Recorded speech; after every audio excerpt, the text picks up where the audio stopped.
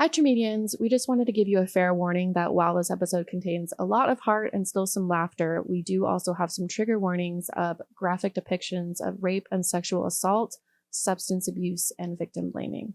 If you're in need of additional resources on these topics, we will include links in the description of the episode. You want to talk about it? I'd rather laugh about it. Let's get a little dark about it On the Traumedy Show.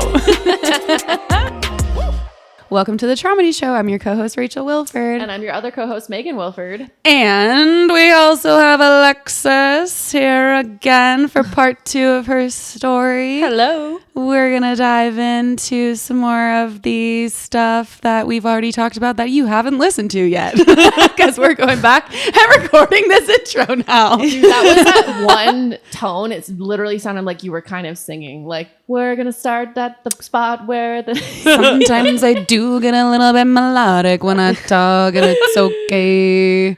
Especially when we're talking about difficult things. Talking about some difficult topics. Difficult traumas from 2017.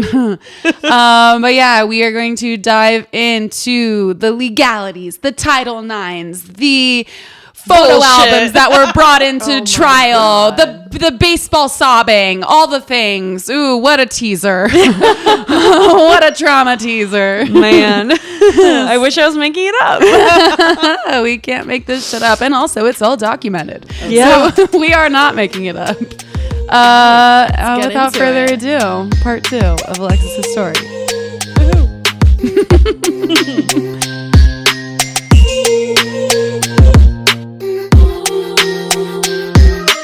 The rape happened on the 6th. I decided to report it on the 20th. So what is that, like a little over 2 weeks? 2 weeks? Yeah. So I report it, and basically I go and tell my story. So I went through everything that I was kind of sharing just now. And then she calls him in on... Oh, I remember she's like, do you have those text messages? I sent her the text messages like the second I left the office. Like, I'm like, yes, they're right here, you know? Mm-hmm. Yeah, I do remember I don't know, it's weird in there. Like, I don't know if there's any college student listeners, like your school has that. They have that office. The people there obviously are trained to handle this kind of stuff. I have a little bit of qualms about some of the things that the ways maybe that they handled it, but also like, I think one of the things I kind of expected when I was looking back through this was I thought I would have a lot more grievances about what they did and how it worked out. I think I just more have grievances with like just that victims need to be re-traumatized like that in order to fucking get something done, I guess. Like in order for me to punish him in any way, like that I had to go through this at all, I think is more where my grievances are. Cause I was kind of even trying to poke holes in like their process of like, you know, you fell through on this deadline, you did this, and I couldn't find problems like that. So like they operated the way that they were supposed to, but, and it's flawed. I don't know the solution, but I don't know. It sucked. I know that. I know it was traumatizing. So yeah. So basically a couple days later, they call him in. So he gets, actually, so on the 20th, when I reported it, immediately they're like, do you want to do that letter thing? Have him not be able to contact you. I was like, absolutely. Yeah. So they sent him basically a notification, like an email being like, like Alexis has reported something. I just love the thought of him getting that email. He probably shit himself a little. Oh, yeah. But actually, honestly, what's more fucked is he says, when he ends up coming in, he says that I don't even know exactly what he means by strong sign, but he tells the investigator that it should be a strong sign that he even showed up for the meeting because most people would not take this seriously. Ew. Yeah. Stop trying to pat yourself on the back. Most people wouldn't take it seriously. Yeah. Well, he sure didn't take it seriously when you were saying no over and over and over and over again. Yeah. So. And I can't imagine getting a letter like that and being like, this is a joke. Yeah. You know what I mean? Like, I don't know. That's crazy. Yeah. That's a crazy level of entitlement to just be like, which also shows me that his text to you of like saying sorry and trying to take you to coffee, like he really was just trying to pacify you. I think so.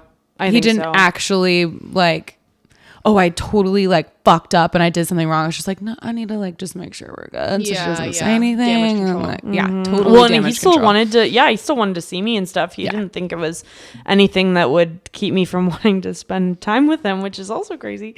So he, they send him that letter. They tell him that he cannot contact me. That's immediate, which good. They also, one of the things the Title IX office did was emailed my professor from the midterm that I had the day after and said, look, I work at the Title IX office. One of your students, Alexis, I have an open investigation with her. She went through something traumatic, basically, is what they said. Can't tell you anything more. But she did have to take your midterm the day after this thing happened. Wow. And we're wondering what kind of accommodations can be made. And he was super sweet because each thing too, she was like forwarding me the emails. She's like, here's his response back. Awesome. And it was like, I'm so sorry she went through that. Let me think on this. And then he responded and was like, we have another test coming up on May 5th. I will use her grade for that on both, which kind of funny because it's like, okay, that's an upcoming one, like whatever. I was fine with it at the time. When I was looking back, I was like, damn, what if I was still pretty like that's only a month after barely. But it worked out. Like it I was fine, and like it was a good solution for me at the time. But even looking back, I'm like, really? Okay. But still nice that there was an accommodation. Totally. And honestly, that was the only thing I brought up. So there would have been more if I said like, this also happened and this happened. I'm like, I'm a pretty good student. Like this is the only thing that's like, I know for a fact I was not all there for. And so that was cool. And that was immediately taken care of as well, or like pretty immediately, at least that she reached out. So I did appreciate that. They call him in a couple days later, and he basically tells similar things. So one of the things that they did is they immediately asked him if he wanted a lawyer or an attorney or whatever. He said no. Interesting. He said at this time. He said he didn't want one at this time. And so then she explains like all the procedures with these executive orders, which are like a lot of legal jargon, and then asks again, does he want an attorney? He says no. He kind of explains the same way that we met, obviously. And so I already said that he said he was pretty sober. And then everything of like, I don't want to have sex. Like, okay, then what are we doing? I don't know. Like he says all of that same stuff. He says that, so one of the things too that he tries to say is that he could tell I was enjoying it, which is really fucked up and baffling to me. There's a point where I think what he's referring to is the spooning part, where I think that he's using his hand, which I was okay with, like I said, and then he switches, you know what I mean? So I think he's also talking about like, I could tell she was enjoying it. It's like, bro, you were deceiving me. Which is, it's pretty interesting. He does admit that he did not ask for consent, and he says, looking back, that was really stupid. He stated that he assumed things were okay, and he did not ask her if she wanted to continue on further. He stated that he did not want to kill the moment or ruin anything by having a conversation or discussing consent with Alexis. He stated that if he could go back, he would have asked for consent. I think that's bullshit. Personally, I don't think that's true. But what we were saying earlier about like having a conversation, like don't be worried about killing the mood, whatever, like still stand firm on that. Like communicate, if you can. Because I think it obviously... I felt like I was communicating by being very clear what I wanted and what I didn't. But I don't know, for him to even be able to use that. And even if it was true that like he was worried about killing the mood and would have rather just fucking tried to like, I think he was thinking, I'm not going to ask because I can convince her. You know what I mean? Like, I'm not going to ask her what she wants because if I just keep going a little longer, she's going to eventually want it. Mm-hmm. That's what I think. I think it was more like I both didn't want to hear her answer, and I think I know better. It's wild that it's like, oh, you already gave what's the antithesis of consent? You already said no. Yeah. You already didn't give it. It was very clear. And it's giving like that Robin Thicke song of like the blurred lines. I know you want it. And it's like, I'm not going to ask her, but I'm going to just convince her. Like, it's just so. Yeah. That's a really good analogy. Fuck that song. Yeah, Fuck it's that true. Song. It came out when I was in college. I was like a freshman in college. It was like 2012 or something. And I remember there's a whole big thing about that song. And I feel like the Me Too movement was like after this in this time Sure frame, was. but it is. Yeah. So anyway. He claims he didn't want to kill the moment. I don't, like I said, I think maybe there was a bit of him that didn't want to ask that, but I don't really think it was like, if I could do it again, I'd ask for consent. I don't. Yeah. No. Maybe I'm wrong on that, but I really fucking don't think I am. And I think, I think during the hearing part, I don't know. I just think the more I talk about him, the more it'll be clear that he's a piece of shit. Mm-hmm. So he does admit that he penetrated me. He does admit that, he wanted to make up for making me feel uncomfortable. He said, he stated that he tried to take me to coffee the next day to make up for it. He stated that, and make up for it is in quotes, like that was his words, not the investigators. He stated that if Alexis was afraid the night of the incident, she totally played it off, which I'm like, I was disassociated as fuck. So like, and he said that he felt, in quotes, 20 times worse the next day when she said she felt taken advantage of. He tried to say that when I said, because that's the other thing, I said I didn't want to have sex right off the jump. When I knew, like when he was taking his clothes off, I know. And, but he says that he immediately exited me when I said I didn't want to have sex with him. Bullshit. We wouldn't be here if that was true. Mm-hmm. And he stated that he did not go back inside her, and then clarified that statement by saying that I can remember. That's in the notes. So you just know that the investigator's sitting there like, Rich, that I remember. You clarify that. Like, he's just saying these things and then being like, I think at least, like, you know, whatever. Or I would. When his story isn't really even consistent. It's not. Either. It's all over the place. And, It's all over the place. When I was kind of like trying to piece this together of like, what were the details that he brought up that I legitimately like forgot about or whatever, I was just like, oh man, this is like very hard to piece together. Yeah. He's all over the place. And then that quote I said, it was a strong sign that I showed up here. A lot of people wouldn't take this seriously. And that he is being very compliant. He wanted them to like note that. And he also stated, I guess they asked him if I was drunk, which is funny because I think from an investigator's eyes, they're like, was she drunk? Because like, boom, case closed. Yeah. And he's an idiot. And so he says, Alexis seemed different or more intoxicated than when he had seen her before. He stated that she was, in quotes, definitely over the legal limit. And if she had been driving, which he said, in quotes, is a strong statement because she drove to his place.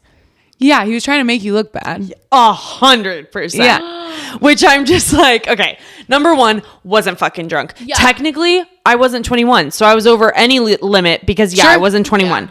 But, like, I was not drunk. And then it's also like, but also, if I was, you are just even implicated more himself. Fucked. Yeah, like... So it was just like baffling, honestly. Like, you learned nothing, did you? No. But it did. It felt like he was trying to, make me look bad. Like a character kind of smearing my character a little bit. It really made me mad. As a matter of fact, she was drunk and she drove over here, I'll have you know. Yeah. Get her. Yeah. So what about that? Yeah. Arrest her? Yeah. Literally. Sure. Like, you shouldn't listen to a word. You want to know what she did? Like, she's clearly not remembering properly because she was so intoxicated. He does actually say that. He does say that. Because you traumatized her. He He stated he felt Alexis is saying these things because she had been drinking and does not accurately remember what happened. He stated Alexis is not fearful about what happened and is remembering it differently. Ah. Yeah.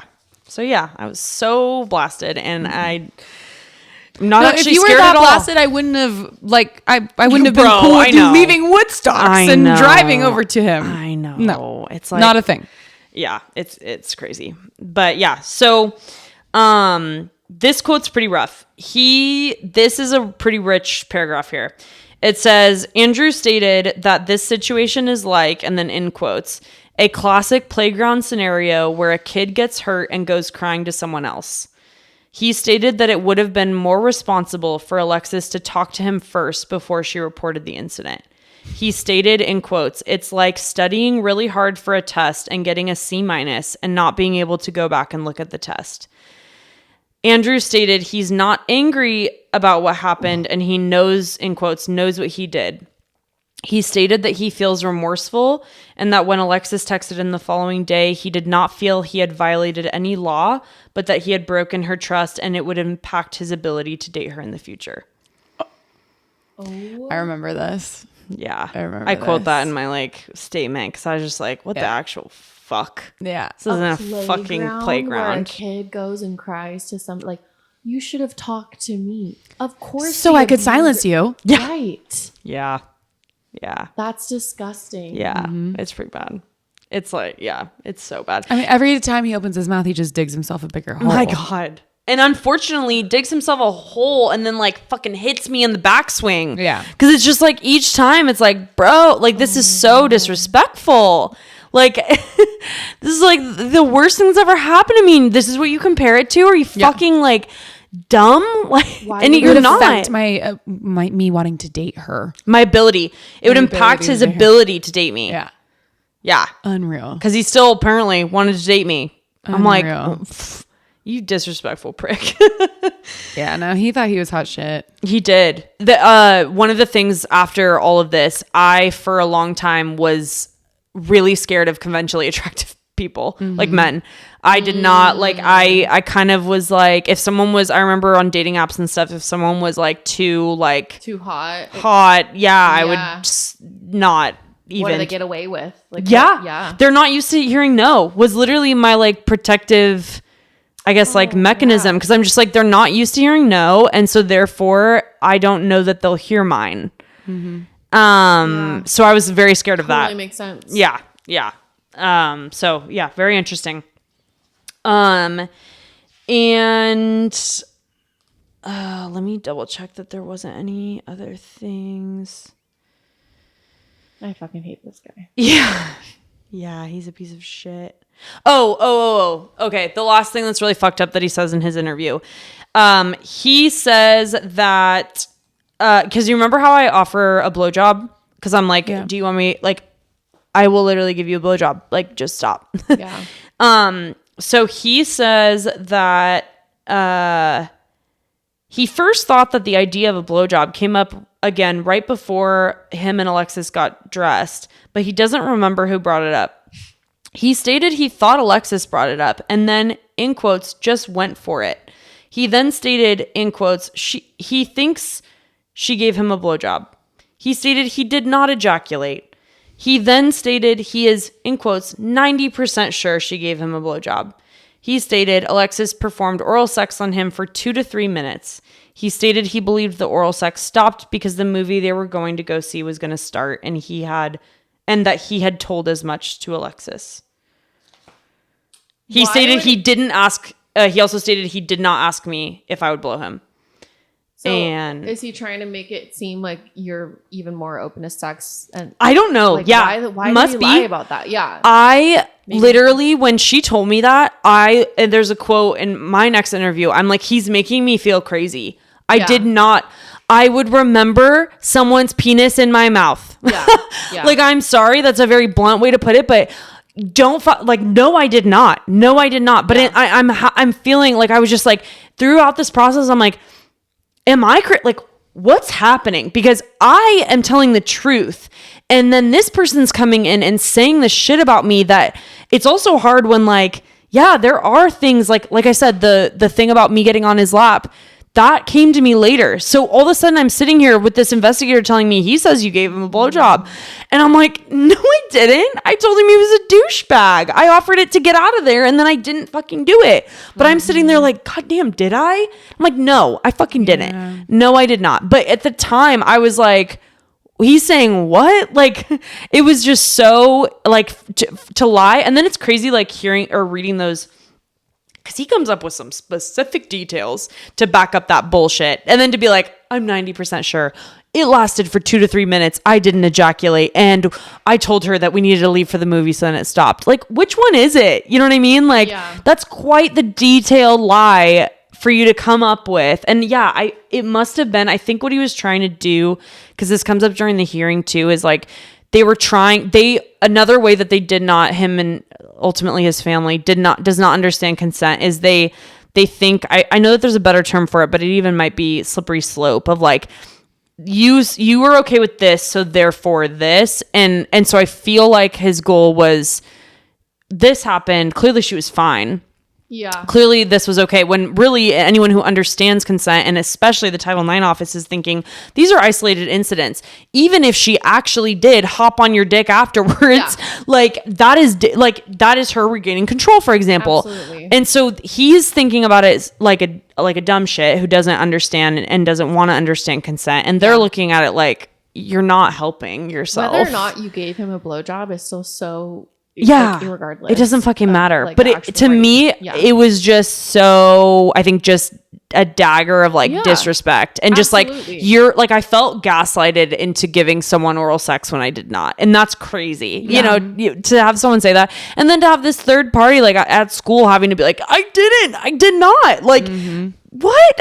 You know, it was so fucked. Yeah. So I felt crazy. I really did. I felt really crazy, but I was like, no, I did not. I know for a fact I did not. But yeah, he was in my fucking head. That's for sure. And I'm just hearing these things of like, okay, she says she's going to meet with him. And it's like, okay, how did it go? And she's like, oh yeah, he says this.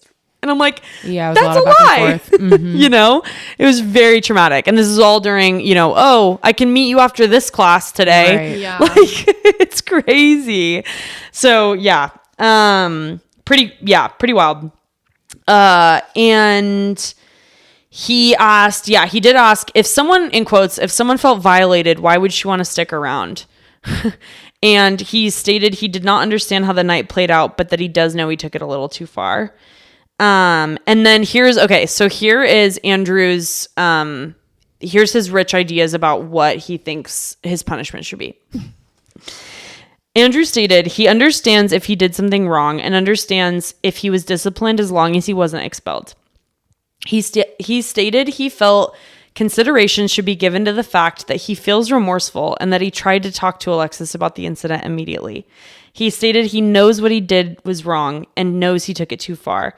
He said he took it too far because he had never experienced that type of situation before, aka someone telling him no. Mm-hmm. When asked to clarify on what type of situation he was speaking of, he stated he had never been so close to engaging in sexual intercourse with someone before and then had them not want sexual intercourse. Mm-hmm. So literally, not used to hearing no.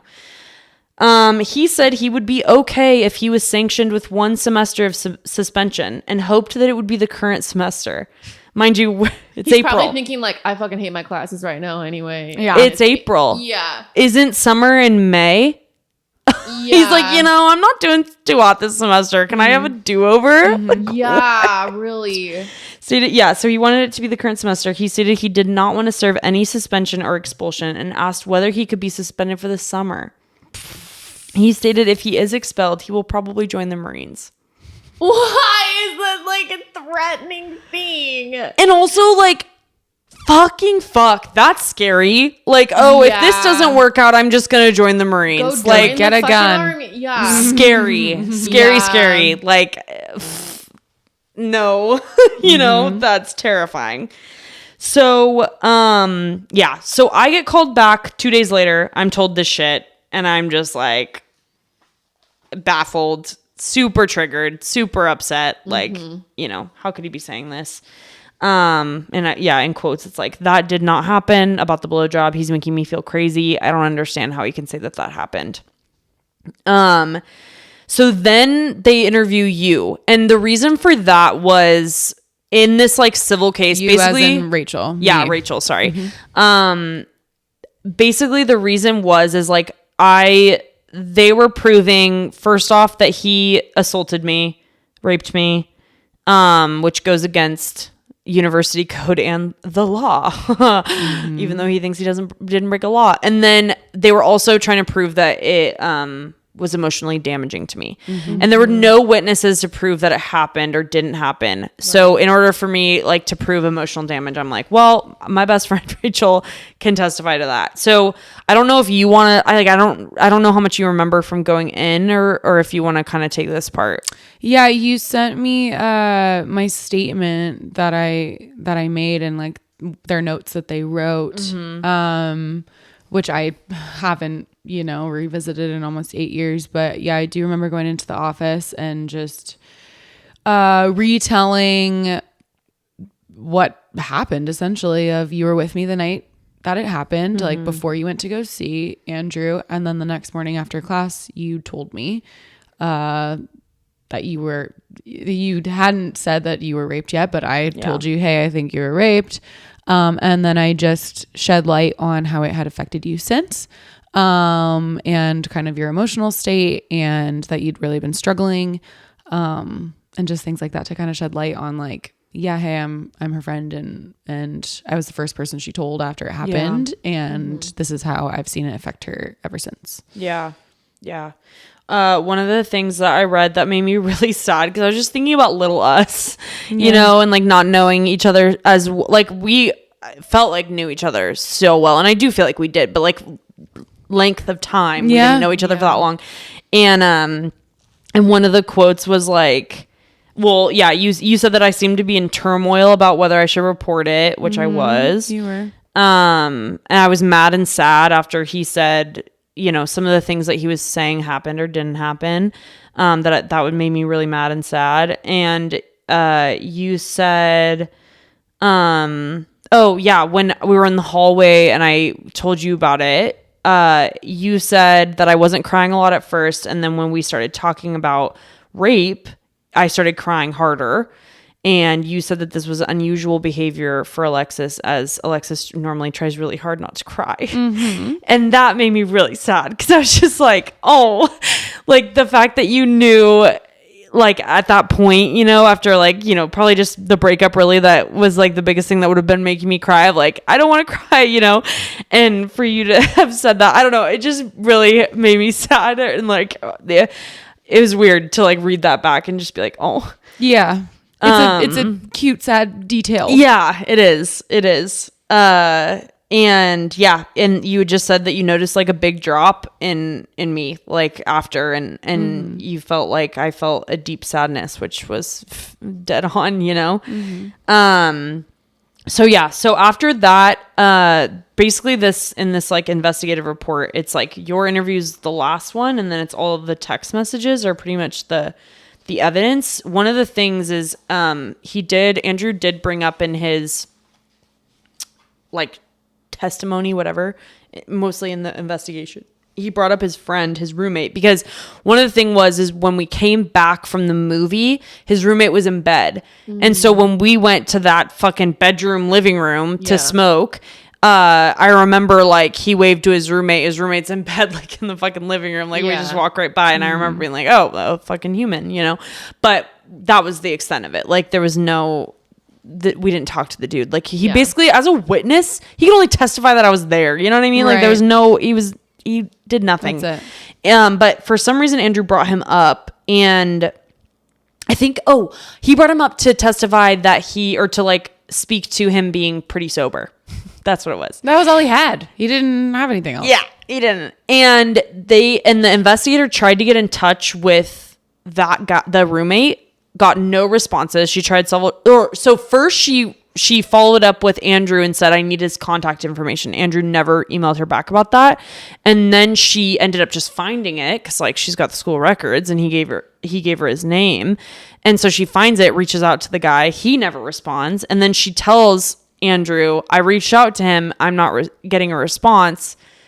That kid is not addressed like whatsoever. Like neither of them respond. He didn't want anything to do with it. But that kid ends up being a witness at the hearing. So it's really weird. I don't know. I feel like it was all, I think it was probably my imagination, I guess, is like, don't worry about it, dude. Like, it's no big, like, it's no big deal. Seriously. It's going to blow over. It's going to blow over. Yes. Yeah. And then it gets to hearing time and it's like, oh no, this isn't going away, you know? So that's what I think, but I don't really know. But I just thought that was interesting because that's something that they put in the evidence of just like just not responding, like very hard to get a hold of, reschedules a lot, like in talking about Andrew specifically. He just clearly obviously wasn't taking it seriously. So the way it works is, the other thing that was really hard about the process was obviously it happened in April. And I was told, okay, this investigation is 60 days long. And unless there's an extension, it can go up to 90 days. But this will be over with in 60 days. This is one of the things when looking back, I was like ready to poke a hole in, but technically I was obviously very traumatized. And then I think it's just a lot to kind of take in. So I think I probably misheard too, or maybe it wasn't explained very clearly, but technically it means 60 working days. And then 90 working days, like an extra 30 days working days for extension. So I remember I go home that summer for like, cause I went home back up to Sacramento for that summer, which is also scary to be like, what if I see him here? I do remember you being worried about that. Yeah. It's like, fuck, I'm not safe. But yeah, so I remember emailing the investigator, like any updates and like not getting a response. I actually looked in the thread and I emailed her 3 separate times without hearing back. And I was just like, what the fuck? And I remember I sent, I actually read it earlier today. I sent an email that was like, hi, I'm getting pretty frustrated and worried because we're well past 60 days and I'm not hearing from you and I don't know what's going on. Like, can you please respond? And she responded and was like, I'm really sorry. I've been out of the office. She was probably on summer vacation kind of stuff, but she's like, it is 60 working days. We're well within that range. It's on schedule, whatever. But I still was like, okay, I still need, like, someone needs to be monitoring your inbox. You know what I mean? Like, I can't just go like without hearing from you at all. I didn't know what was going on. And so ultimately that's that whole summer. The investigation closes, which it just seems crazy. I haven't actually counted the days, but the findings were sent to us on August 1st. But like this happened April 6th. And I'm like, damn, that's really only 60 working days. That doesn't really seem quite right, but maybe it is. It probably is. But like, it felt like the longest thing ever. And I was like, this will be wrapped up in 2 months, you know, and it was not. So we got sent the investigation report, which basically they found him like guilty in, you know, civil terms of like, yeah, you raped her. And she was emotionally damaged from this is basically like the shorthand of the findings. Wait, the investigation findings? Yeah. Was that he was guilty? Yeah. Was that he violated B7B, the student conduct code B7B, conduct that threatens or endangers the health and safety of any person within or related to the university community, including sexual misconduct. And B18, any act chargeable as a violation of a federal, state, or local law that poses a substantial threat to the safety or well-being of members of the university community, the property within the community, or poses a significant threat of disruption or interference with university operations. So those were the 2 things, like after all of our interviews and the text messages were really the evidence. That's what they found. So he gets 10 business days to accept, not even to accept. He gets 10 days to appeal, 10 business days to appeal and be like, no. Or I disagree, I guess would be more. So he doesn't do anything. He accepts it. So it's like, okay. Then it goes into the punishment phase, which is like, okay, in light of this, what happens? And then that's when they're like, you're expelled. Like that's the recommendation is you're expelled. Whoa, okay. That's when he appeals. So the other day I was telling you about it and I was like, they gave him a hearing even though he didn't appeal it. And it's like, oh no, he didn't appeal that he did wrong. You know, he didn't appeal that the rape or the, you know, that legal jargon I just shared. But then he had a problem with the punishment, which is kind of the in a way, I don't think he ever really truly understood the gravity of what he did, but it's like he says this whole time, I took it too far, I'm really sorry, like blah blah blah, but like I don't want to get expelled, or like, can I get suspended this summer? And it's like, so I think his whole thing was like he didn't like the punishment. And also getting expelled, that now you have to explain probably to everyone else. It's like, he can keep this under wraps or call me some crazy girl that, you know, whatever he wants to say. How do you explain to your family you're not going to San Diego State anymore? Like, all of a sudden it becomes a little more public. Right. And a little more inconvenient. So I think that was probably accountability for your actions. Yeah. Whoa. Crazy. He's like, and minor. I fucked up, but I don't want to actually pay for it. And my thing is like very minor punishment in the grand scheme. When you consider that, like, if I had really wanted to, and who knows how like the like criminal legal system would have treated me, maybe not well, but like, let's say I'd gone that way and let's say I had won there. Hopefully it should be a lot rougher that way, I guess. And so for you to just be facing expulsion, you still can go into the Marines, like it's not that much of a punishment, clearly. So it's just like, it's crazy that it's like, no, that's too much, you know. So he appealed that. So now I get signed up for a hearing. So now it's going to go to hearing. I was told, great, more trauma. Yeah. Okay. Oh, fucking terrifying. Because at that point now, my next choice is I get to choose how I want to be there. I can either be there in person, I can be there over the phone, or I can have the investigator speak for me. Okay. No lie, I liked her, but like at this point, I'm like, I don't know. Like, I feel like there was a bit of like, maybe like a little lack of trust of like the silence that I got from her even over the summer and things like that. I was just like, I don't know that I necessarily trust you enough to like represent me in that way without me being there. And I didn't really think I wanted to do the phone. And I think there was a part of me that was just like, I want to face this, like, and I want to be strong, like, head on.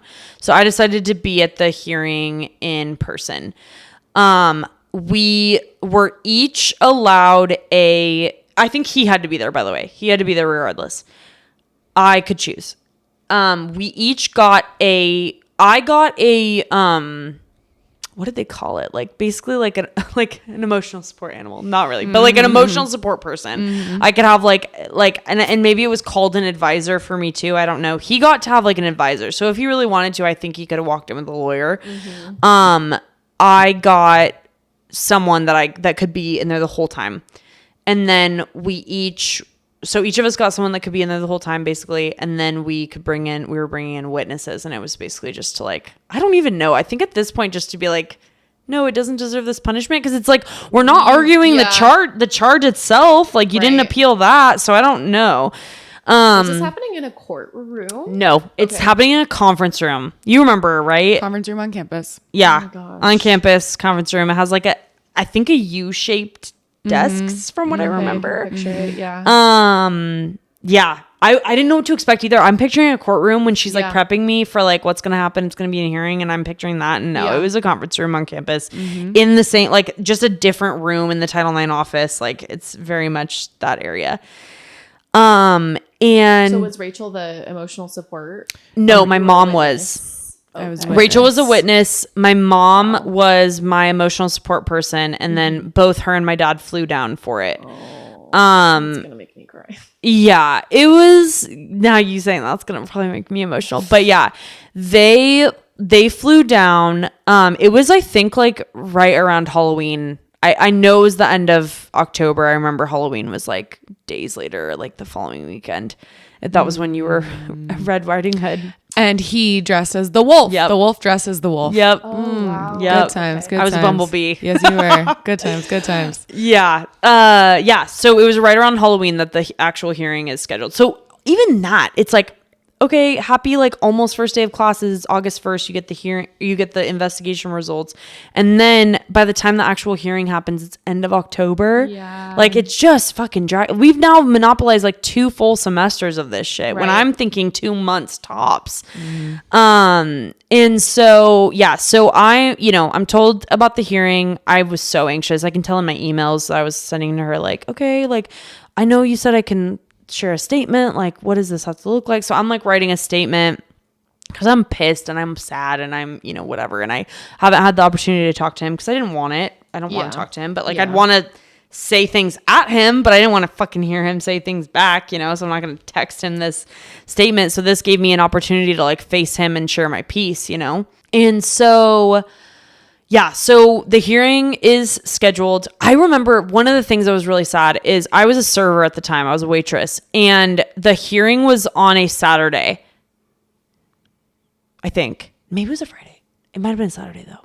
I think it was a weekend. I think it was a weekend. I think it was a weekend too, because it makes more sense. There were still people on campus, which I think is why it's making me think, was it a Friday? But no, because I remember I had to fucking ask for it off. I had to talk to my work, and basically when, like, at least the restaurant I worked in, every restaurant I've worked, like, I think it's just a fucking thing.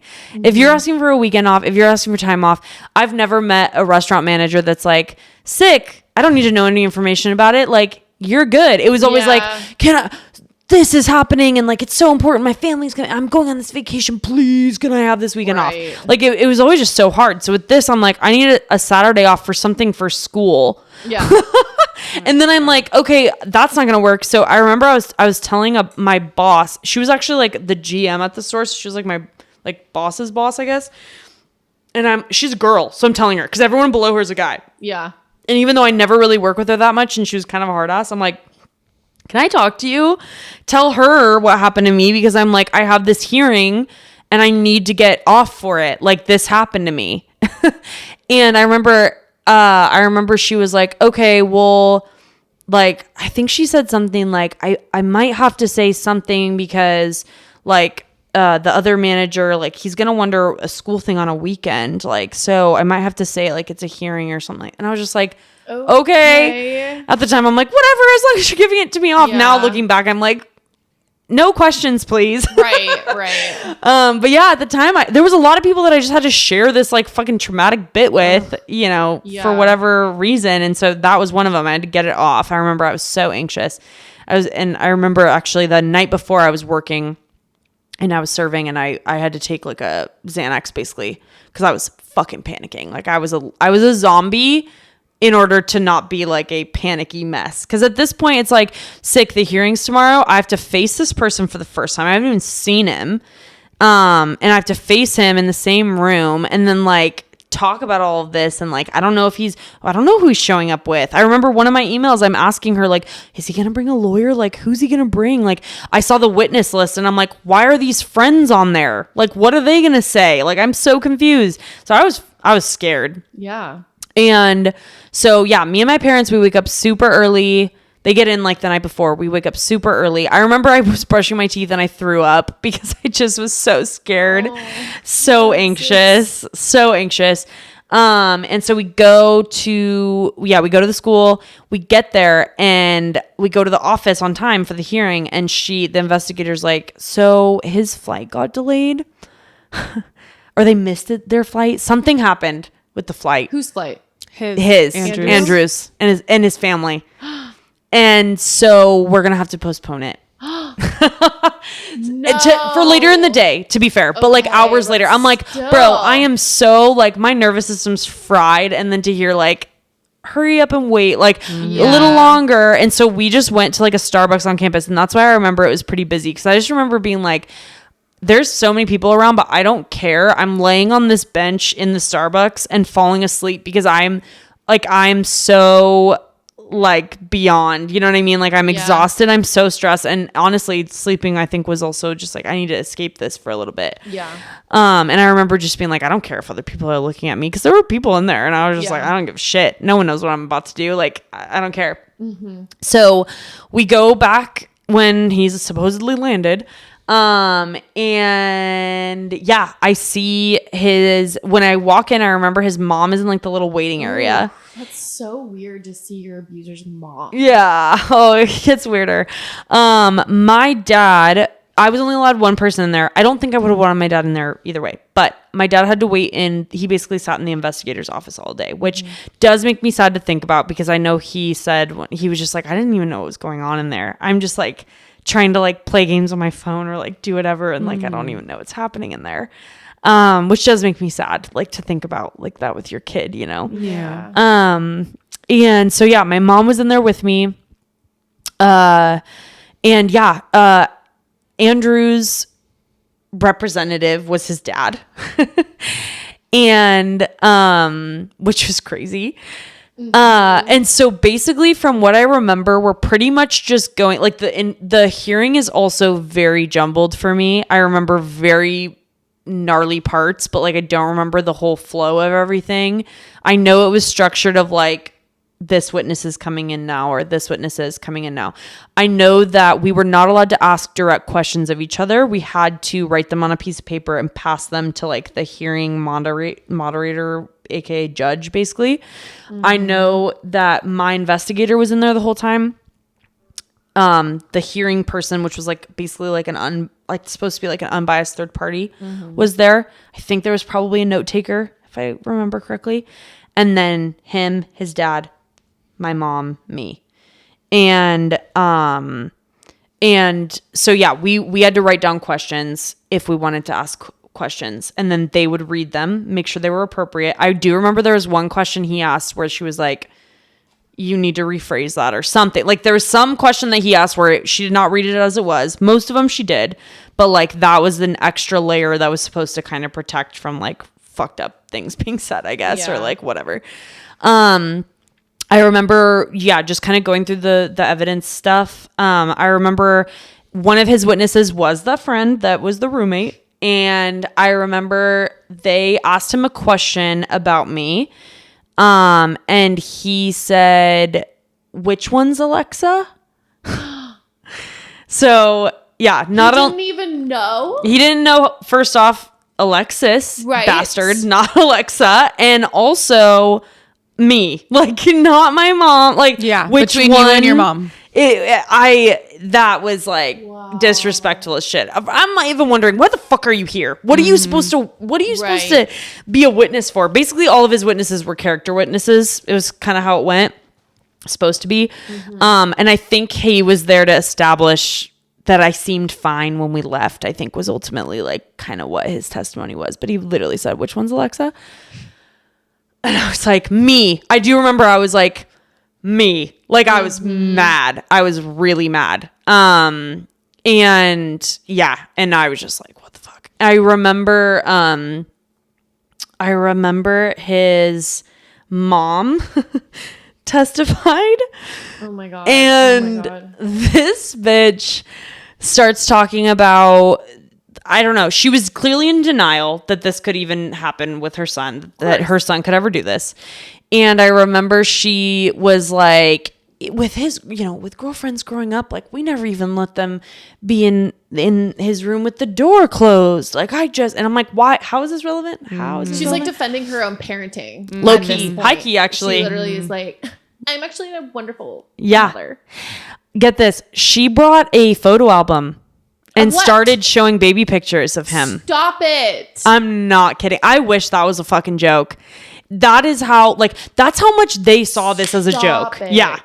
Crazy. She had a photo album. I do believe she got to show like one or two before they were like, this isn't relevant. That picture's and cut not her gonna off. Make your son less likely to rape someone. I'm sorry. Yeah. All rapists were babies. Yeah. At one point. And if anything, all you're doing is showing how your household made this like there's just such a clear lack of accountability and a lack of like being able to look at yourself or your son or someone who did something really bad critically. Yeah. And to think like that this is no, I just need to show baby pictures or whatever. Like, it's just like all you're doing is showing that you guys truly don't understand when something is that when you guys fuck up, you don't know how to like own that. I feel like is all you're kind of communicating here is that you don't understand the severity of this and probably other things that have happened in your family too. This is probably how you kind of handle things.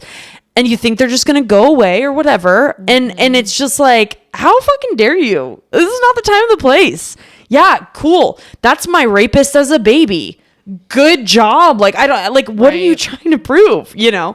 So it was crazy. I remember I think she was crying. She was just like very beside herself. I could just picture your mom being like, what? Yeah. Do we get to show baby pictures of Alexis?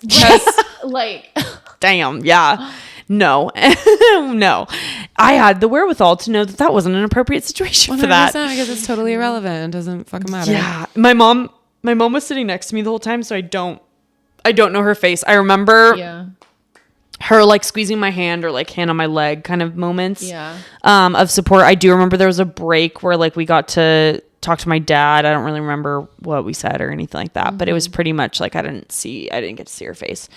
It was basically, so on that U, like I'm on like the right side of the U, he's on the middle, like if it's like a really rigid U, I guess, like a blocky U, I'm on the right side, he's on this corner of it, or not corner, you know what I'm trying to say? Arm of the like, U. Yeah. Here, let me just do it like a U, actually, like this. I'm here. Well, that doesn't really help for the I know it doesn't. Shit. You're right. If you're picturing like a goalpost, like a football goalpost, how it's rigid like that, like where you kick the fucking field goal, I think. Yeah. On the right side of the table, that's where I am. I'm on that leg of the U. He's on the middle bottom of the U with his dad. And then the hearing people are on this side, I think. I think, from what I remember. Facing the opposite of the hearing people. Yeah, from what I remember. Yeah. And he's still I can look and see him, but my mom's right next to me, so I can't see her. Yeah. And so it was probably really hard. And I've never talked to her about like everything that I probably have, but not in a long time, about like everything she remembers. But I know that at one point his dad was also a witness. So his dad is both his representation and then also a witness, or maybe, I don't even know, maybe he wasn't actually a witness and he just got to talk because he was like the advisor, the counsel for him or whatever. But I do remember a story. His dad starts telling a story about coaching Andrew on Andrew's baseball team growing up and how they lost and Andrew handled the loss so well. And then the weirdest part, I could stop there and it's fucking weird. The worst part is him and Andrew both start sobbing. Stop. Yeah, and it's like, what? Which is also just like also disrespectful because it's like there's where your emotion comes out. Like, what the hell? But also like, why is this relevant? Why are you crying? Like, what's going on? Cried at the baseball example? It wasn't an example. It was a literal story from childhood. For some reason, they're bringing it up, as like a character, I think, kind of testimony. But yes, they start sobbing. Was that like the only other time he was rejected, or like handled? I think like handled rejection really well or something. I don't know. I don't know why they brought that up, but I do know that they did, and I know that they are like I remember Andrew like like where your shoulders are like you're crying. Whoa. You're crying, and I'm like sitting there like, what the actual fuck? What's happening? This is crazy. This is crazy.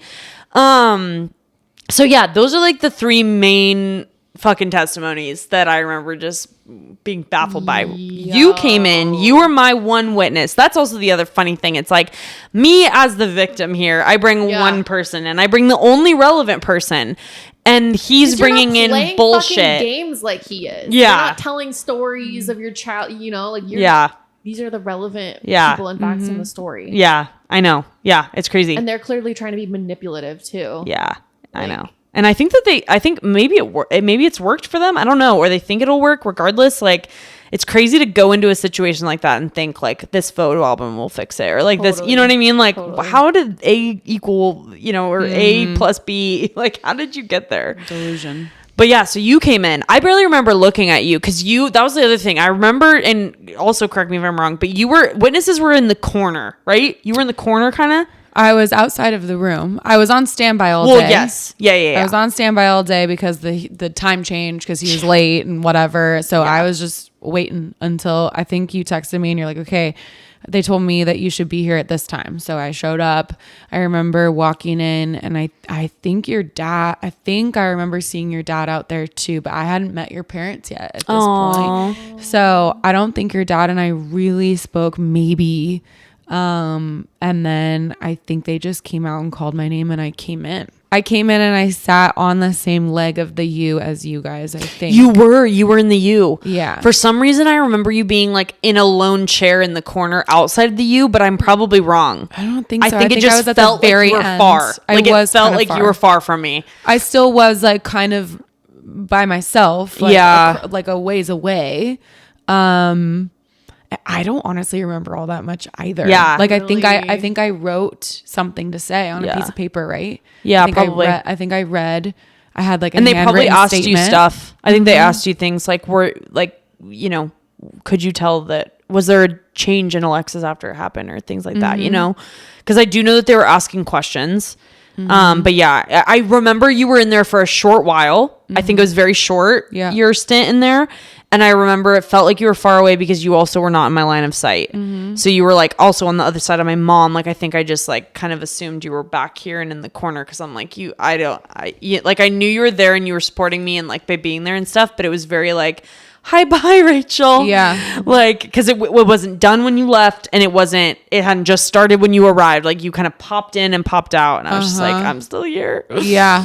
But yeah, I think it was quick because we weren't fucking around. We had no bullshit. I just came in and I reinforced what I had already told the Title IX person, the exact same shit. They asked me whatever questions that they had for me. And then was like, what else? What the fuck else is there to say? Yeah. He raped her. He should be expelled. Goodbye. Yeah. Yeah. And my friend is damaged by it. Correct. Like, she was hurt by it. Yeah. Yeah. And that's all you were there to say. So I agree with you. I think you were short and sweet because it was like, it was just baffling. Like, the difference is crazy. Because I remember his going on for a long time. Because it's like you're trying to, I mean, also like from their perspective, they're not going to take accountability. They're trying to fucking like. They're doing everything they can. Yeah. And so they're just throwing shit at the wall, see what sticks versus we're like, look, I have one witness that would even be remotely applicable. Yeah. So I remember you coming and going, and I was just like still there. I remember it lasting a while. I don't really remember how long. I remember at one point he's saying that bullshit of like, I remember he's talking about how he could tell that even though I was saying no and saying stop, he could tell that I actually was like into it, basically, is me paraphrasing. Like, he could tell by my body signals and blah blah blah and like whatever. Like, he's just trying to say like, I knew that she really did want it. And so I wrote a question because I'm like, what the actual fuck, I'm mad. And I wrote a question, and I remember they read it and I was really proud of myself. But I basically was like, so are you saying like correct me if I'm wrong here, are you saying that like based on what you're saying, despite the fact that I was verbally saying no or stop, you feel that you knew more, you knew more about what I really wanted than what I was verbally telling you that I wanted or didn't want. Like, you knew better. You knew me better. Even though I was literally saying no, that's not what she really means. I know her enough to know that, like, what the fuck? And so I asked that, and they read it out loud, and I'm just expecting to make a point with the question. You know what I mean? Like, for the question to be like, damn. He goes, yes. Oh, what an idiot. And I just remember being like, oh my God. Like, where are the cameras? Where are the fucking cameras? This is insane. Like, if I'm fucking Jim Halpert on The Office, I'm looking at the camera like, did you just hear that? Because I was just, like I said, I was just expecting to make a point with my question. And then he's like, yup, you can hit the nail on the head. Like, yeah, she was drunk and I could tell she wanted it even when she said no. It's like, dude, you are just admitting. Yeah. This doesn't make you look good. No. He was asked to define consent in the hearing, and he couldn't. Rich. He fumbled it. I don't remember. I don't have quotes of what he said, but it does say in the report that he could not accurately describe what, like, the definition of consent. And I do vaguely remember it being like him sounding like a bumbling idiot. Very clearly does not understand. Yeah. I remember his dad saying specifically, which was also traumatizing because it's like, who the fuck are you, first off, and like, fuck you. He said, you know, he was like pretty, I remember him being pretty animated. He was like, she consented to nakedness, she consented to kissing, she consented to touching, like naked touching, and therefore she consented to sex. And I'm like sitting there like, oh my God. First off, no, that's not like, you're that's literally, not how it works. That's not how it fucking works. And second, like, really, really, really scary that now there's like at least two of you in this room that have no understanding of consent. Like, two strong men in this room that clearly don't know what it means to like have consensual sex and like to respect what someone says. Like it just was crazy. It was very scary. Yep. And just to have someone, I'm like, oh, fucking shut the hell up. You're wrong and you're scary. And like, just the fact that you're even here, the fact that and that's one of the qualms I have with this system. The fact that you're allowed to be here. Yeah. You shouldn't be allowed to be here, No. let alone speaking to me about this like that, speaking about me like that. Telling you what you consented to. That's disgusting. Yeah. It was really fucked up. It's just like so clear where Andrew got it from. Yeah. Oh my God. Yeah, that was made so clear. How to like raise a son who rapes someone 101. Mm-hmm. I know. Like I know. treat your sons and daughters, but treat your children about consent. Yeah. Like, oh my God. Yeah. No, I know.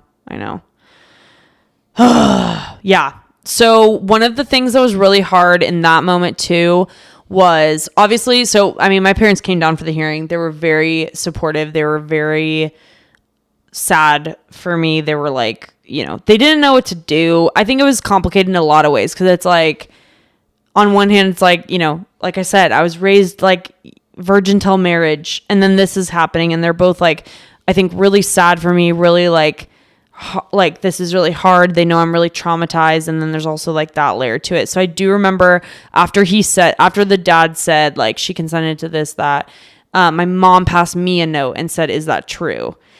And that hurt like that, like, and I know there are some things like that being one of them that people close to me, including my parents, said when they were trying to process it too. And so I have grace for like, this was your first time going through this was my first time going through this, like we're not all going to be operating at our best when we're in the thick of something. Yeah. But to have, you know, even in that case, like to have my mom, who's like my support person in that, who's sitting right next to me there, kind of like it felt like with that note, be like, wait, is that true? Do like, they have a point? Yeah. And I was just like, yeah, Whoa. but it doesn't matter. You know what I mean? It doesn't fucking matter. Yeah. So do you think there was any sort of like, did you get this sense that your parents were like disappointed you were in that position in the first place or something?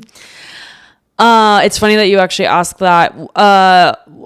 One of the things later, because basically I'm still going to therapy at this point, and so now therapy is not about my breakup anymore. It is all about this rape for months, like at least a year even. And I remember there was one thing that I used to do. It was very unhealthy looking back. I think I was just like, I was processing a lot of things like with my kind of circle of people. Like I was just very like, okay, like I'm going through this, you know, we're all, you know, these people that are around me, including my parents, know this like very traumatic thing, and I'm working through it. Mm-hmm. So one of the things, the very unhealthy habit I got into at that time was I would end a therapy session and I would call one of my parents and like debrief. Like I would tell them like, oh, we talked about this and I learned this.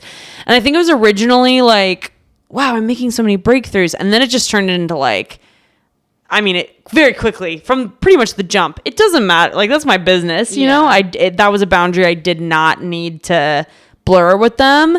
And so I remember I'd called my dad, and it was the first time in like months that we had talked. Me and my therapist had talked about something that wasn't the rape. And I remember my dad was like, "Okay, like that's great, but like, you know, did you talk about like he was paraphrasing. He was kind of like, okay, but like, I feel like there's still unprocessed stuff with the rape. Like, did you talk about like what made you get yourself into that situation in the first place? And so I was, like, scared to hear. Yeah. Yeah. And I was like, I don't even remember what I said. I was like, I don't even know. I obviously now it's like, no, I didn't talk about that because like I think you had a panic attack. I probably did. I'm I probably sure you had a panic did, attack which after also that. makes sense why I didn't like remember it.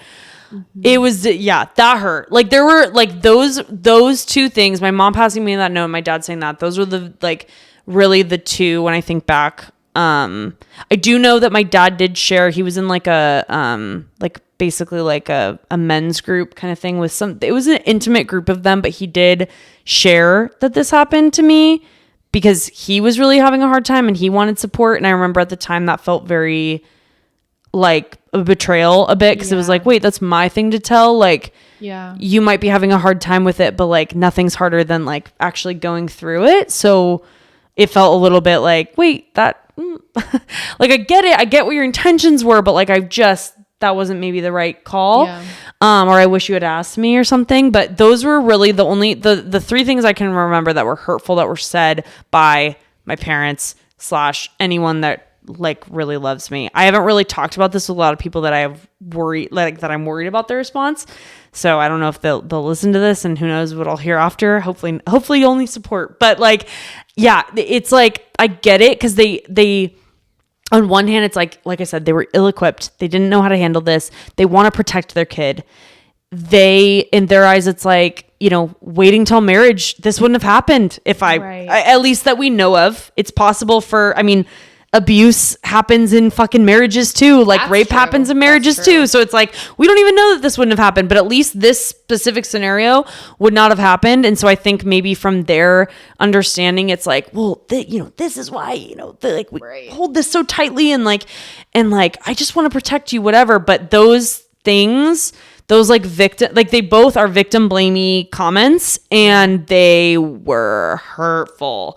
Like to come from those two people, I was just like that took a long time, I think, for me to get over. Yeah. Now I don't debrief my therapy sessions. If anything, I'll tell my husband, but it's not even like an every time thing. It's just like, hey, we talked about this really cool thing, and like I learned this thing, but it's not like a set, what did you talk about today? What'd you learn? What'd you go through? Like I just, that's not needed. And I learned that kind of the hard way. But yeah, that it's funny that you asked, like, did anyone say what made you get in that? Because yeah, unfortunately my dad very specifically said that. I think sometimes from like a good intention perspective from like evangelicals of like, Yeah. well, if we were all waiting till marriage, or like, obviously your parents love you, and sometimes we are ill-equipped for these situations, and we were raised differently. Yep. And so that's really unfortunate though, because obviously that was a completely inappropriate, horrible thing to say. Yeah. It was traumatizing for sure. Yeah. Traumatizing, but also it's like, that they didn't mean it like that. Yeah, like it it wasn't less coming from hurtful. that place. Yeah, but it is like, damn. Come on now. So trauma. yeah. Man, it's an onion. Snip, snap, snip, snap. Did I not know the emotional support? I know. 4 vasectomies. Takes on a man. Literally, I know when I was telling you guys that I want to tell the story, it's like there's not just the trauma of like No. April 6th. It's like, fuck, it was almost just as traumatizing to go through the hearing. Yeah. I'm glad I did, because I tell myself I hope to God I saved someone, or maybe now he has some fucking iota of understanding of what he did. Yeah. But at the same time, like it was so traumatizing to go through that. And so, so the hearing was brutal. I remember those are the standout parts. I know that after me and my parents made the most of the trip that they were down. Oh, God. Which is also Do really. you want to go to SeaWorld? You want to go to TGI Fridays and get some breadsticks? It was, so that was kind of crazy. Oh my God. And then on November 17th, so only a couple weeks later, they shared the results. And basically at that point, even if like they shared the results, I think he still had one more chance to appeal, but I was no longer involved. Like I had done my part. If he continued to appeal, that's between like him and them. I didn't have to be involved anymore. Thank God. Yeah. So they did send, I thought I had it, but basically they found him responsible and found that he did violate the university code and that he would be expelled from all state schools. So all California state universities. Yeah. Which is really good. Fuck a golf clap. We're doing the loud one. Yep. And yeah. and what that means too is like his transcripts are on, one thing I learned today when I was rereading. Yeah, his transcripts are on a judicial hold, so he can't even like get his, like he basically, one of the things that they were telling me is like for him to try and go to a school again, he needs to either tell them what happened in order to be like, I'm a junior, like I completed 2 years, I'm a junior, he needs to explain what happened, why he got expelled, which they'll probably not admit him, or he needs to completely lie and say he never went to school and start completely over, was kind of how it was described to me. Either way, pretty shitty. I mean, his family from where he grew up, like they're pretty well off, so, but I doubt he's gonna fucking start over, you know what I mean? Like, I don't know, he's probably just went and joined the Marines, who knows. So yeah, he did get expelled. Yep. And then the notice of whatever I called it, denial of access, that letter is indefinite. So technically he's still not allowed to talk to me. I mean, who knows if he broke it? Like, what do I do? SDSU, help. Yeah. I graduated in 2018. Like, Title IX. Yeah, I don't know. But technically it's indefinite. It carried on after the hearing. He wasn't allowed to, he still is not allowed to contact me. Well, would go fucking beat him up. Is what would happen. I know. That's why we're calling him Andrew. You ride it fucking Dawn. So yeah. So, I mean, good result at the end. It's nice to see the system working. Yeah. I mean, though, like, to your point, it took a super long time, really traumatic, was not a good experience at all for you. Yeah. Affected you so emotionally so much. But like, oh my God, thank God that he was expelled. I didn't know the like ending of this story or not until that moment. So I'm like, I'm relieved. Yeah. And like, that is that's the harshest punishment that the university can give out. And they did give it out to him. One of the things that the mediator said in the closing of the hearing was like, we work really hard as a university to educate our students on consent, and to see a student that's a junior who's been here for 3 years now, who has such I remember her saying, who has such an archaic understanding of what consent is very frightening. Mm-hmm. And I remember just being like, snaps, like, pop off. Yeah, like, yeah, it's fucking scary. You and your father. Mm-hmm. Like, I love the fact that her father or his father was in the room to hear that. Like, that is an archaic understanding of consent. It's honestly, to even call it she was naked, so yeah. And even to call it an archaic understanding, I'm like, bro, what is the understanding though? All I'm hearing is like, I think I can take what I want when I want it, you know? Right. So yeah. So, but honestly, like, after that point, it definitely, I mean, even during that point, it was shaping the way I was dating for a long time, like pretty much until I got married. So basically after that, I realized I became very, like, I don't know, quick. Like, I'd go on a date with someone and I would have sex with them on the first date, because I learned that, and I didn't know this, I think I read it somewhere or saw it somewhere later, and I was like, whoa, that's validating. I learned that if I was quick to give it up, if I didn't withhold sex, then they couldn't take it from me, and therefore I'm safe. Like, as long as I don't, not let them, then we're all good. And all I need to do is just be okay with having sex immediately, and then, like, we're all fine. Mm-hmm. So that was how I proceeded with dating for a long time. I would also, there's a lot of random people in the world, and obviously, telling it on a podcast now, that I guess is even more true, but a lot of random, like, men that I had, like, dated, seen once, that know, only because I was telling, like, up until this point, and that's one of the things that's really cool about sharing on your podcast, is up until this point, I really have only told people as, like, a disclaimer about myself. Yeah. Of, like, especially with men, it's like, hey, this happened to me, and like I'm pretty messed up about it. Like, please be careful, proceed with caution. Like, don't hurt me again. Like, fuck.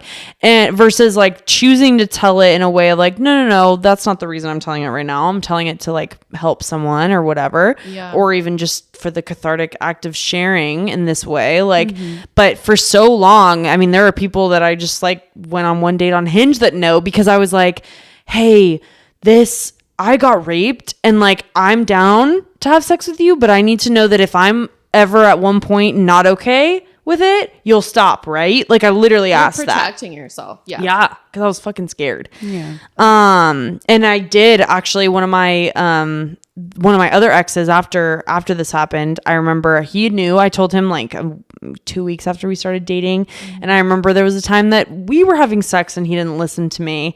And it was hurting, and I asked him to slow down, and he ignored me 3 times. And then And I just was sent right fucking back there. And honestly, in a way, even like worse in a way, because I was just like, you know what happened to me. You're supposed to care about me. You're supposed to love me, in quotes. And like, you did this to me. Like, what the fuck? And so I was pretty fucked up about it for a very long time. Yeah. I was numbing with weed for a very, very long time. I think I quit, in like 2020 or something? Has it been that long? Oh, man. When was that? 2021 maybe? Maybe 2020. God, was it like right before COVID or something, or during COVID? No, because I was smoking a bit I was definitely smoking during COVID, so it might have been 2021. Okay. I think we're coming up on 3 years, 4 years? Something like that. Yeah, whatever. It's been a couple years. There were a lot of times where I was given a lot of weed pens to hold on to, because Alexis I'd be like, was Rachel, I'm quitting. Can you take it? this? And I'd be like, yep. It's mine. I had a few in my drawer at one point, and then you'd get it. It's a funny Would you anecdote. take it back? No, I would just buy No, a she'd new just one. go get a new one. So there's this. I just want to tell this funny anecdote. You know exactly what I'm gonna say. I was very, maybe slightly codependently, also invested in Alexis's sobriety with weed, because I watched. I've been there since the beginning of our friendship. This traumatic thing happened, and then I watched you just dive headfirst into weed, and I was there with you as you grappled with like, I need to stop, and nope, I'm gonna binge it again, and whatever. And it was this push and pull thing. So Alexis finally decides that she's gonna fully be sober from weed, and it was so exciting. And I remember celebrating with you multiple times or whatever, like on your month anniversaries. You made me a 30-day chip. I did. I still have it. Cute. I did. I made Alexis a 30-day chip. I was very invested. Yeah. As well. And so like whatever. When did Taylor get married? 2020.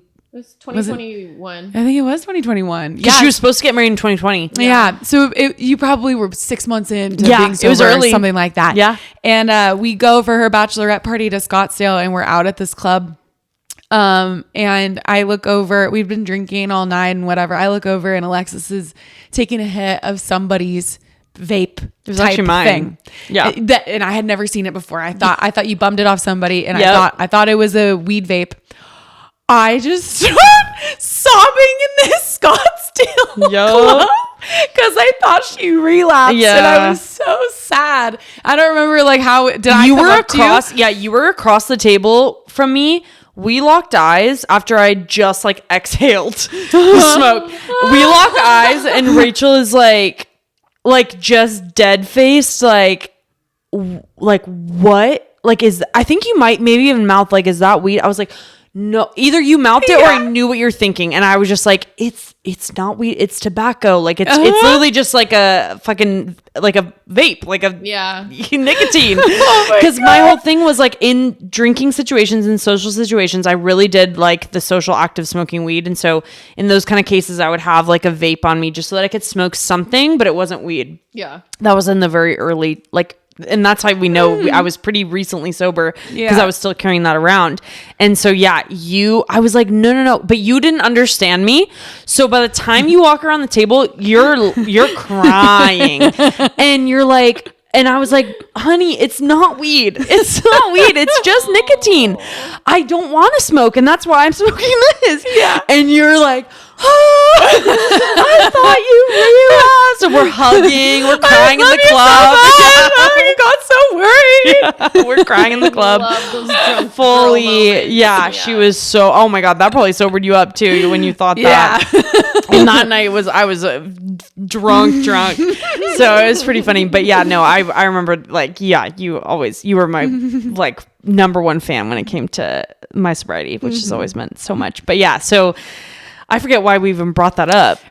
Just in coping. Oh yeah. I was numbing. Sex with for dating sure. Yep. was so challenging. Yep, exactly. So I quit weed, got sober from that, have been ever since, will be forever. Like I'm not going back. And yeah, so dating was super different. So then when I found my now husband, I found him on Hinge, and a Hinge success story. Yes, a Hinge success story. And we're going to bring her back to actually like fully talk about that whole thing too. Yeah. He'd be fun to interview with that too. We need some more like online dating success stories. It's rare. You don't think it's rare? I think I think we think it's more rare than it is. Because we're so like apathetic. But I do really know a lot of people. That's good. I think there's just a lot of bad stories. There's a lot of bad stories out there, and we see the bad stories circulating on TikTok and Instagram more. So I think that I'm pulling this out of my butt, but I'm just like anecdotally from all of the people I know in my life who have met on apps. So I do want to be able to, on this relationship podcast, share some positive stories. Oh, yeah. Well, and then it's funny because, like, I have a success story. I'm married to him, but I also have a bunch of really cringe ones. So it's like, it only takes one cringe story. Statistically. So even the people that are success stories, they probably have a handful of cringe ones just because the dating pool is rough. Yeah. Dating pool's rough.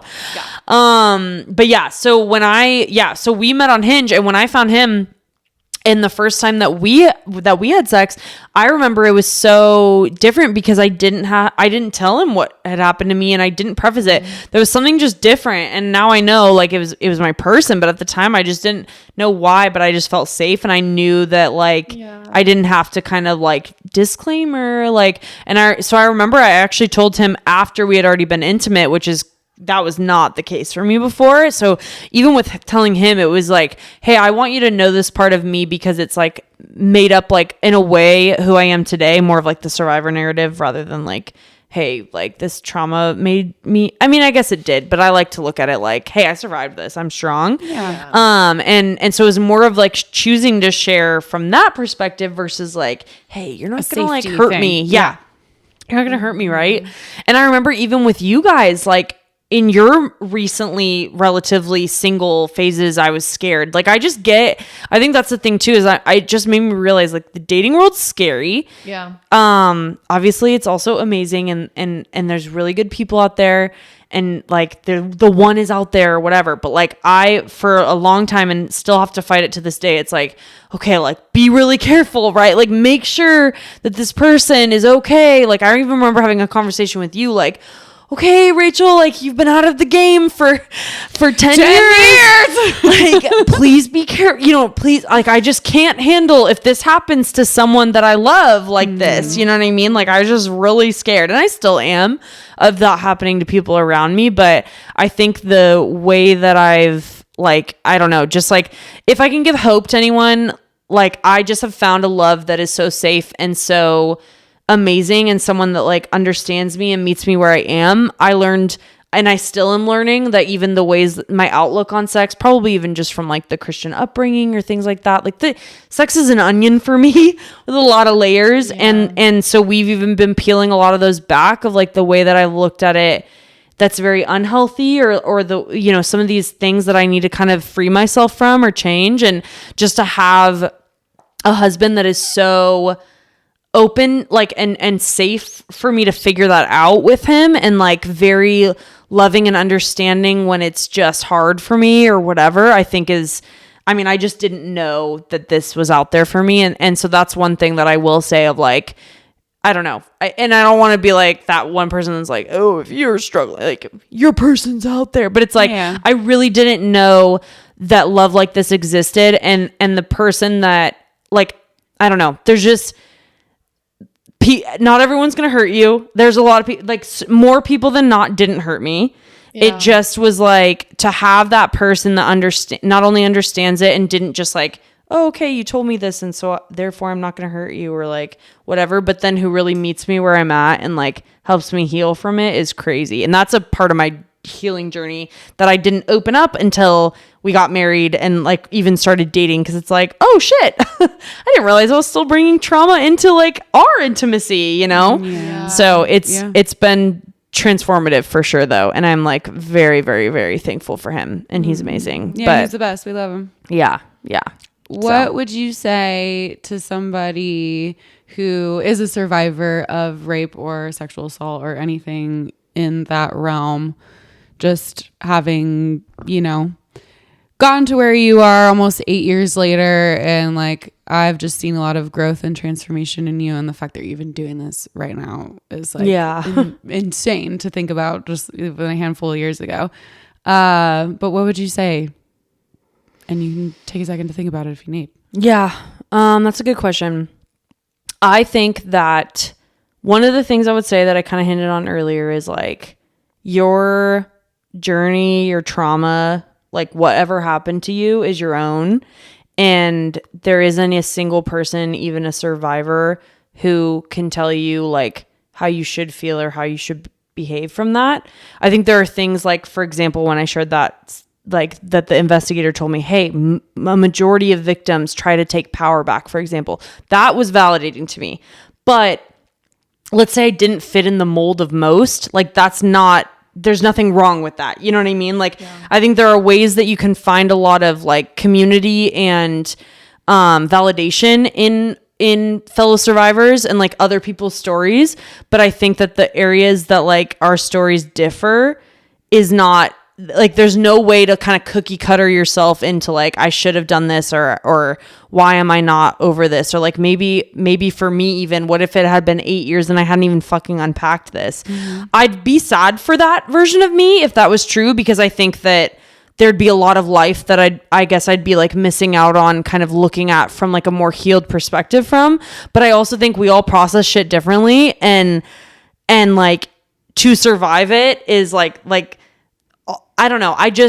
That's what I want for, I guess, survivors, is just like to make it, like to survive it. That's what we want. You know, I guess I don't want to speak on behalf of everyone, but it's like, I feel like if I just like whatever it means for you to get through it, I think there's really some good things in that. And I think that we can put too much pressure on people who've gone through things to like help others or like stop this person from doing this again or whatever. And if that doesn't look like someone's survivor story, like there's nothing wrong with that, you know?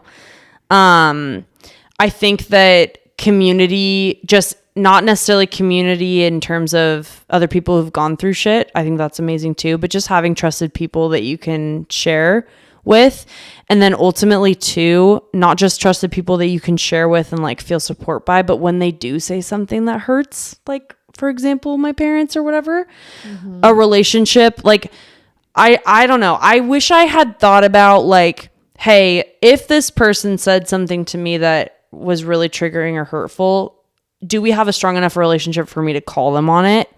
And like kind of using maybe that filter would have saved me from a little bit of hurt maybe at the time, because it was just like, oh wait, I don't know how to kind of correct this like with my parents or whatever, you know? And so I think if I kind of looked at it of like, okay, wait, I want to focus on really leaning on the people that like, even if it gets hard and like maybe they mess up, like is our relationship strong enough for me to be like, hey, I actually need you to do this for me. Like I need you to support me in this way.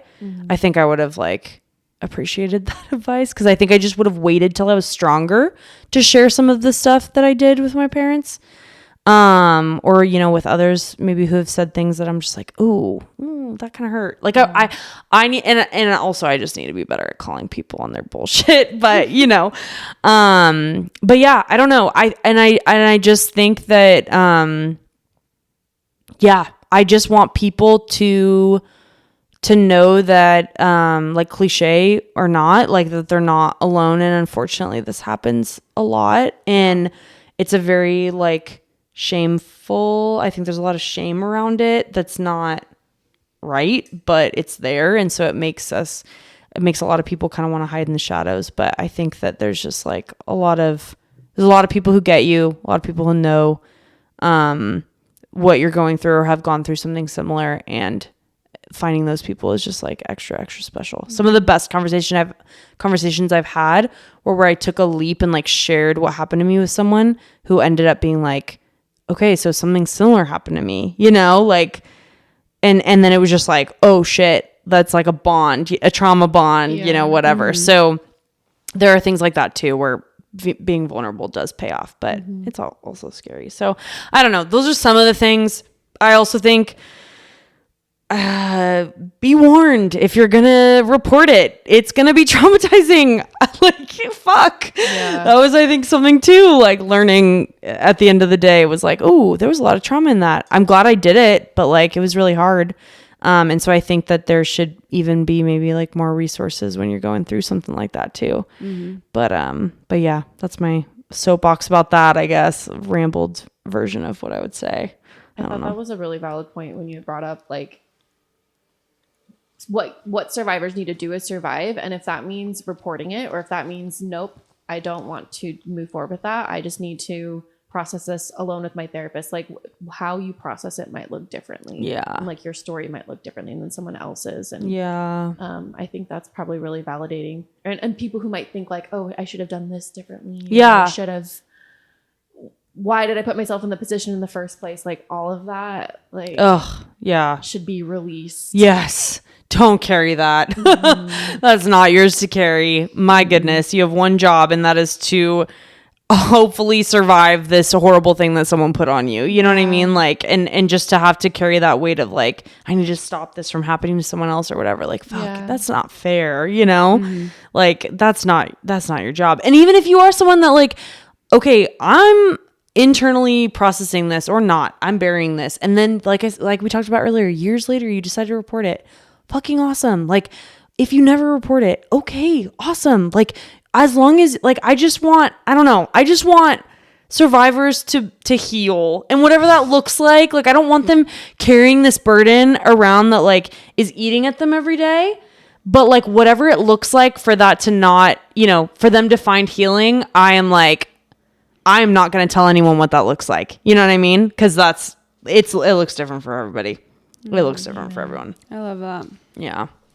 But yeah. Well, I know we're both really proud of you for how you have healed personally. And Thanks. It's still a journey. Oh yeah. But it's cool to be doing this now. And who would have thought? Fucking never. I never would have thought. Nope. Never ever. No, it's very cool and cathartic to even be sharing this in this medium. Yeah. It's crazy. And thank you guys for having this like platform to be able to do that. Yeah. Oh, we're fucking honored. I feel like I've been on the verge of tears for just like 2 hours. Same. I'm looking at you and I'm like, I think she's about We're trying to hold it together for you. I noticed Rachel's eyes have been glassy too. Yeah, there was a couple times where I was like, it's probably allergies. No, we're just I thought I was going to be a mess. I will say, I thought I was going to be a sobbing mess. Yeah, maybe later.